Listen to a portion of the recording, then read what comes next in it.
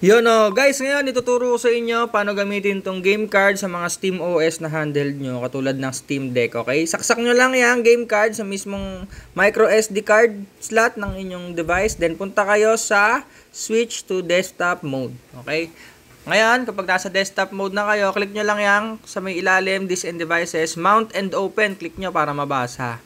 Okay, so kapag na-read na siya, mariread na yan, makikita nyo, punta kayo sa Steam app, open nyo lang, then add a game, add a non-Steam game, then browse, click nyo lang yung browse, ayun.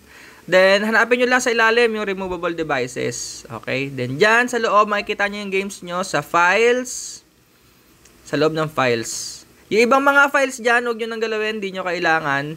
Basta yung mga game folders lang, katulad yan, GTA 3 yung lalaroin natin. Yan lang yung kukuhanin nyo. Yung ibang files, huwag nyo munang galawin. Okay, then hanapin nyo lang yung exe file, nakalagay naman yan, .exe. Kapag dalawa yung exe, hanapin nyo lang yung may game title, yung walang underscore o ibang letters. Game title lang. Then open nyo lang, add a selected program. Okay, then punta kayo dito sa inyong library. Then hanapin nyo yung exe file dito. So, click nyo lang yan, punta kayo dun sa gear icon, sa may manage. Then click nyo yung properties. Okay, then click nyo yung compatibility. Check nyo lang yung force the use of a specific blah blah blah. Then hanapin nyo yung Proton Experimental. Kapag una nyong click nyan, magda-download muna yan. So kailangan nakakonect kayo sa internet. Then sa controller, click nyo yung use default settings. Gawin yung disable Steam input. Okay, then yun lang setup nyan. X nyo na lahat yan. Then kapag maglalaro kayo, dapat sa gaming mode. Para mas madali siyang i-access.